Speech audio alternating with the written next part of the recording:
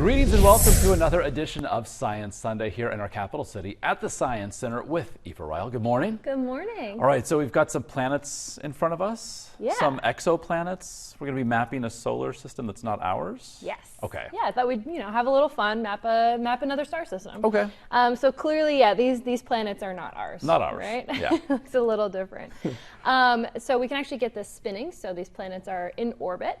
And now what we're going to be talking a little bit today is how we actually figure out what another star system might look like, right? So what exoplanets are there? What are their orbits? What are they made up of? What's their atmosphere? How far are they orbiting?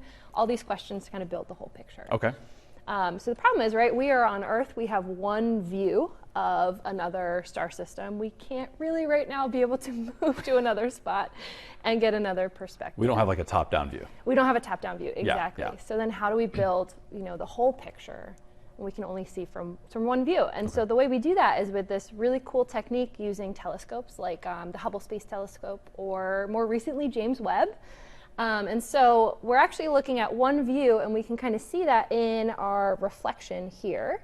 So this is kind of a recreation of what you might see through a telescope. Okay.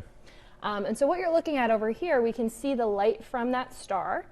And as you can see right now, as a planet, an exoplanet kind of passes in front of the light, we're seeing a bit of a dip in the light, right? There's a little spot of darkness, as there goes one right there, as that planet goes in front of the star from our view. Okay.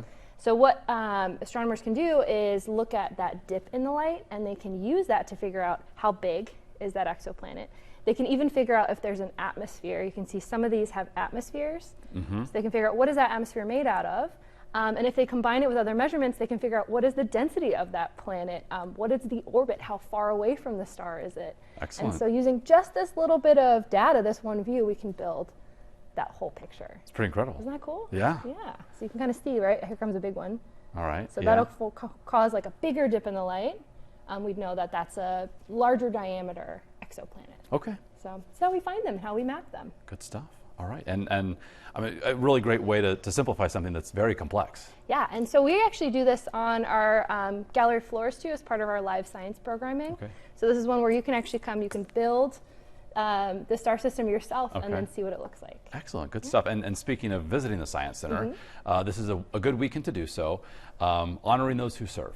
Yes, so today, anyone who is active, reserve, retired, military, first responders, medical personnel are all free entry to the Science Center, and then everyone coming with them pays kids' price. That's a pretty great deal. Yeah.